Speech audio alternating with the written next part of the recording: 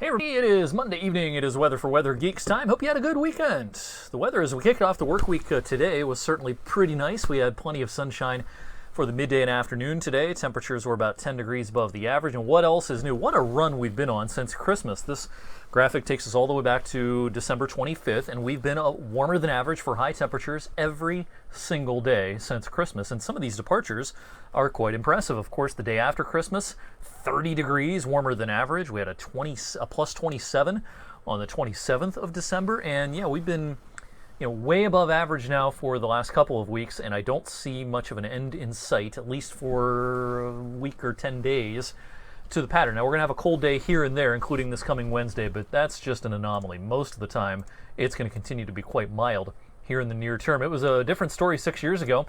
Back in January of 2014, we were in the middle of a deep freeze. We had 11 below zero for an early morning low, setting a record on this date back in 2014. All right, gotten a lot of questions on social media. A lot of these are really good questions about this weather. Why is it not cold? Why is it not snowing? Do we have a strong El Nino going on? Is this climate change?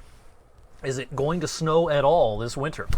All these questions have some answers that I will attempt to get to this evening. I'm going to post on my weather blog, which is ericwfmj.com. That post will probably, I'll aim to get that up by about 8:30 this evening. We're going to talk about some of the why the weather has been the way it's been, and also project forward.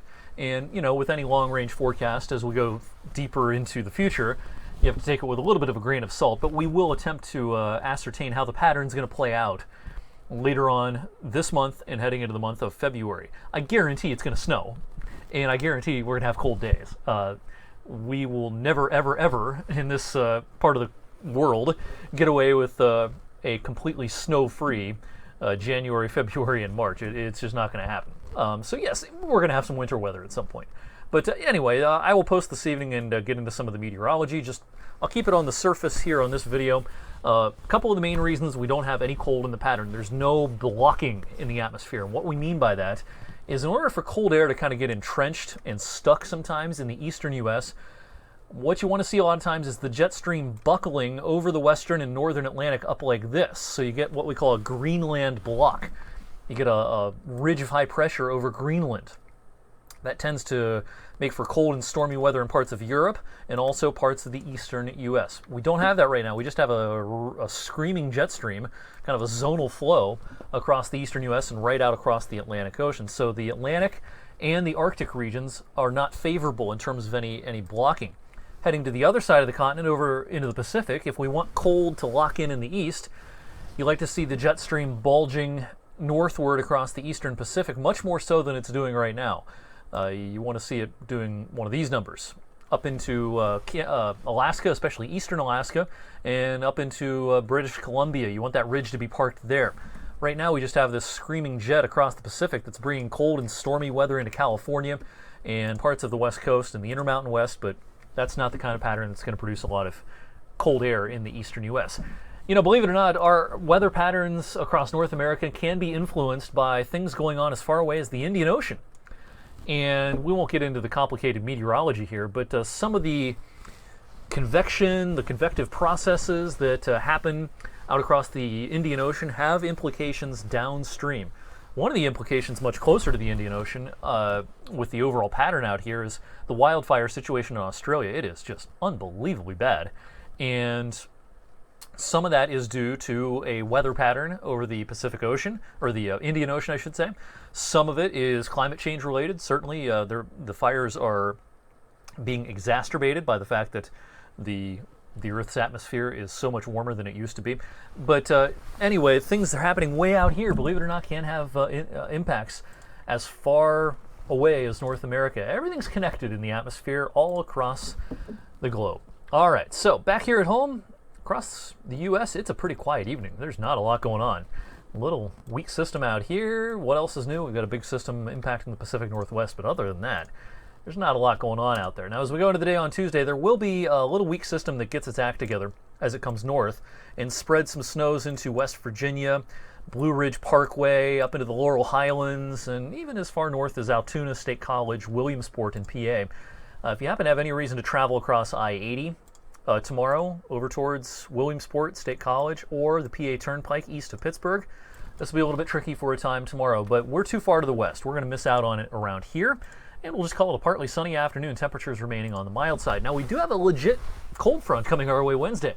It has no staying power. This is a one-day cool down, but it is a legitimate cool down on Wednesday. Might have to watch for a few slick spots Wednesday morning. Might be some localized coatings with some flurries and maybe a snow shower pushing through just in time for rush hour Wednesday morning. Wednesday afternoon, blustery, cold, wind chills, teens, temperatures 20s, but then the flow comes right back around to the south. We warm things up on Thursday. So yeah, get a load of these wind chills on Wednesday.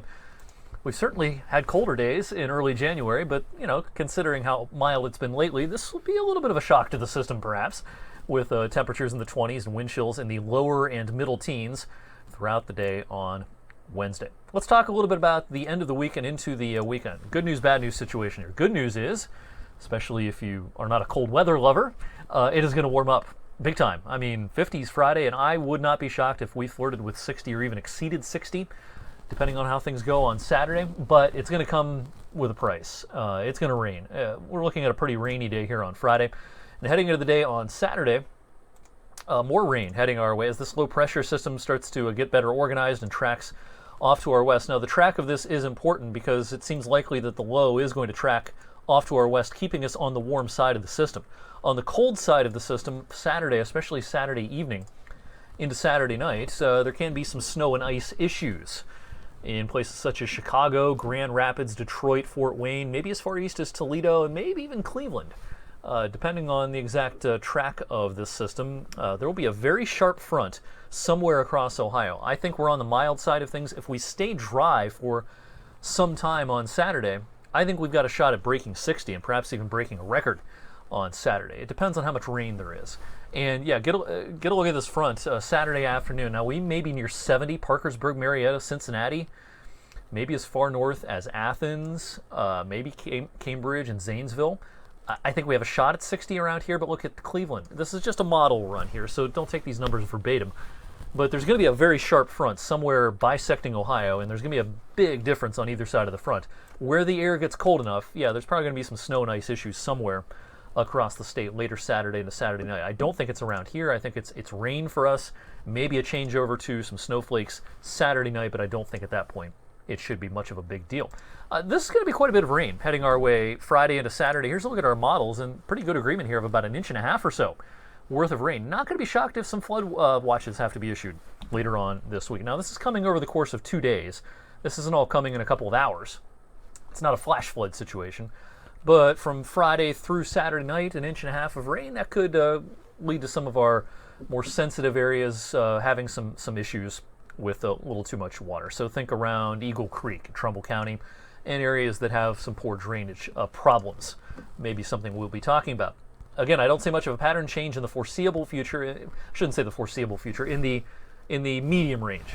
8 to 14 days, I think we're still on the mild, if not warm side of things through at least the middle of next week.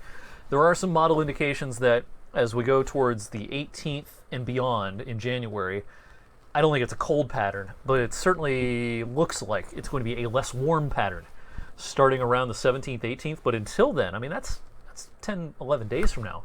Until then, a cold shot here and there, but otherwise it is very balmy for, climatologically speaking, the coldest time of the year. From now through the 22nd, this is when our averages bottom out. Our average highs and average lows reach their minimum. Anything but typical weather around here in the dead of winter over the next week to 10 days, maybe even 11 or 12 days. All right, again, look for a post on my weather blog this evening. Thank you, as always, for watching the Valley's most in-depth weather forecast video, Weather for Weather Geeks.